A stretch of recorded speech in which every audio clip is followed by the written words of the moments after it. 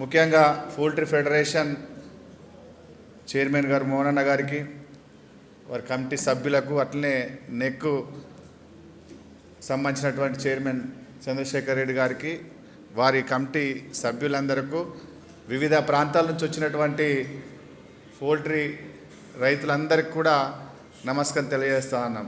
నిజంగా మంచి మా సీనన్న ఇక్కడ తీసుకురావడం వల్ల నాకు చాలా విషయాలు తెలిసినాయి. అధ్యక్షునిగా రాష్ట్ర వ్యాప్తంగా గత 10 సంవత్సరాల నుంచి కూడా నేను రైతుల పక్షాన పోరాటం చేస్తూ ఉన్నాను. ప్రభుత్వం వచ్చిన తర్వాత సీడ్ కార్పొరేషన్ చైర్మన్గా కూడా నియమించబడ్డా. అంటే రైతు సమస్యల మీద ఫైట్ చేస్తున్నప్పుడు ఒకటే కోణం చూసేవాడిని నేను. కానీ మీరు కూడా ఒక రైతుతో సమానంగా, ఒక రైతు పౌల్ట్రీ ఫార్మర్స్గా మీకున్నటువంటి కష్టాలు, ఇటు రైతు కష్టాలు కూడా పెద్ద వ్యత్యాసం ఏం లేదు, ఇద్దరి సమానమైనటువంటి కష్టాలే. ఎందుకంటే చాలామంది కూడా వ్యవసాయం నేపథ్యం కలిగి వ్యవసాయ కుటుంబాల నుంచి వచ్చిన వాళ్ళే పౌల్ట్రీ ఫార్మర్స్గా ఏర్పడినటువంటి పరిస్థితి. కానీ రైతుకు కూడా ఏ రకమైనటువంటి పెట్టుబడులు పెరిగి సరిగా దిగుబడి రాక, పెట్టుబడికి కూడా సరిగా రానటువంటి పరిస్థితుల్లో ఏ రకంగా ఉన్నాయో, పౌల్ట్రీ రైతులకు కూడా మీకు కూడా పెట్టుబడులు ఎక్కడ కూడా తగ్గుతలేవు, పెట్టుబడులు పెరుగుతూ ఉన్నాయి.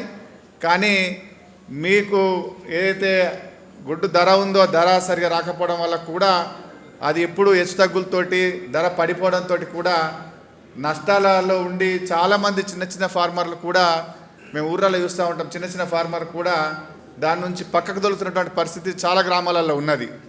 కానీ ఇవాళ దేశవ్యాప్తంగా కానీ మన రాష్ట్రంలో కానీ అందరికీ కూడా ఒక పౌష్టిక ఆహారాన్ని అందించడంలో మీది కీలకమైనటువంటి పాత్ర. ఎన్ని ఇబ్బందులు అయినప్పటికీ కూడా ఏ డాక్టర్ దగ్గరికి పోయినా ఎక్కడికి పోయినా మీరు ప్రతిరోజు కోడిగుడ్డు తినండి అని చెప్పి చెప్తున్నటువంటి సందర్భం తప్పితే కానీ ఎక్కడ కూడా తినద్దని ఎవరు కూడా చెప్పట్లేదు. అంటే అందులో ఉన్నటువంటి పౌష్టికమైనటువంటి ఆహారం ఆరోగ్యవంతంగా ఉంచుతుందనేటువంటి ఆలోచనతోటి వల్ల ప్రభుత్వాలు కూడా అన్ని అంగన్వాడీ స్కూల్లో కానీ మిగిలిన హాస్టల్లో కానీ కూడా గుడ్లను విద్యార్థులకు ఇస్తున్నటువంటి పరిస్థితి ఉంది. మన భాస్కర్ అన్న చాలా విషయాలు నా ముందట ఉంచిండు ఇదివరకు. అంటే ప్రభుత్వం జొన్నలు కానీ మొక్కజొన్న కానీ రైతుకు ధర రానప్పుడు ఎంఎస్పికి కొనుగోలు చేసేటటువంటి ఒక అంశాన్ని ఏ రాష్ట్రంలో కూడా ఎక్కడ కూడా కొనుగోలు చేయకుండా మన దగ్గర ప్రభుత్వం నష్టం వస్తుందని తెలిసి కూడా కొనుగోలు చేస్తూ ఉన్నది. మాకు రోజు పంచాది సీనాన్నకు నాకు మక్కలు పంట వచ్చినప్పుడు నేనేమో ప్రభుత్వం కొనుగోలు చేయాలని నేను ఒత్తిడి తెస్తుంటా. ఏందన్నా నువ్వు ప్రభుత్వాన్ని కొనుగోలు చేయమంటావు, మేమే ఈ రేటు ఇస్తున్నాము, మమ్మల్ని నష్టం చేస్తున్నాం అంటాడు.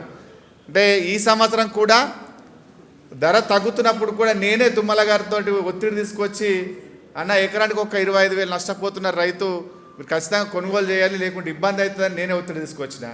అది ఏమైంది, 14 లక్షల క్వింటాళ్ళు కొనే పరిస్థితి ఎప్పుడు కూడా ఈ రాష్ట్రంలో నాకు తెలిసి ఎప్పుడు కూడా రాలే. అంత పంట రాలే. 16 లక్షల ఎకరాల సాగు అయింది, 14 లక్షల టన్నులు కొనుగోలు అని అంటే ఇది హైయెస్ట్ కొనుగోలు. అంటే ఆ కొన్న తర్వాత ప్రభుత్వం మళ్ళీ టెండర్లు వేసి అమ్ముతున్నప్పుడు ఖచ్చితంగా ఒక 1000 రూపాయలు నష్టం వస్తూ ఉన్నది.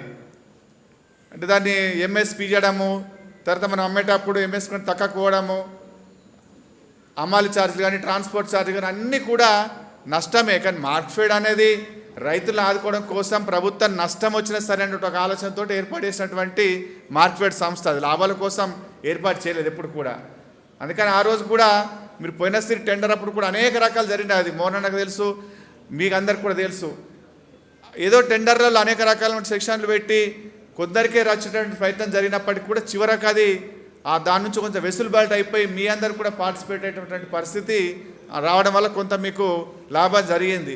కానీ ఇప్పుడు ఉన్నటువంటి ఎలినో పరిస్థితులలో రేపు పంట సరిగా రాకపోతే అధిక ధర తోటి మీకు ఇంకా నష్టాలు వచ్చినటువంటి ప్రమాదం ఉంది. కాబట్టి ఇప్పుడేదో ప్రభుత్వం టెండర్ పెట్టిందో కొన్ని ప్రతిపాదన పెట్టిర్రు, ఇది వేరే రాష్ట్రాలు కాకుండా మన తెలంగాణ వాళ్ళకే వచ్చేటట్లుగా మీరు మాట్లాడంటే ఖచ్చితంగా మేము ఈ విషయాన్ని గౌరవ మంత్రి వర్యులతోటి అట్లాగే గౌరవ ముఖ్యమంత్రి దృష్టి తీసుకుపోయి ఖచ్చితంగా మీ తెలంగాణ వాళ్ళే పార్టిసిపేట్ అయ్యే విధంగా ఉండేటట్లు మేము వాళ్ళతో మాట్లాడతాము. ఎందుకంటే అన్ని వ్యవస్థలలో మేము చూస్తూ ఉన్నాం ప్రభుత్వం వచ్చిన తర్వాత అంత నార్తోళ్ళు పెద్ద పెద్ద వ్యాపారస్తులే దీంట్లో పర్మనెంట్గా వాళ్ళే తప్ప కొత్త వాళ్ళను రాకుండా తీసుకొచ్చినటువంటి పరిస్థితి ఉంది. కాబట్టి దీంట్లో మీరు చెప్పిన ప్రతిపాదన ఖచ్చితంగా ప్రభుత్వం దృష్టికి తీసుకెళ్ళి కేవలం ఒక తెలంగాణ రైతులే దీంట్లో పార్టిసిపేట్ అయ్యే విధంగా ఉండే విధంగా నేను వారితో మాట్లాడి మీకు అండగా ఉంటామనేటువంటి మాట తెలియజేస్తూ ఈ అవకాశం ఇచ్చినటువంటి మీ అందరికీ కూడా ప్రత్యేకంగా ధన్యవాదాలు తెలియజేస్తూ సెలవు తీసుకుంటాను.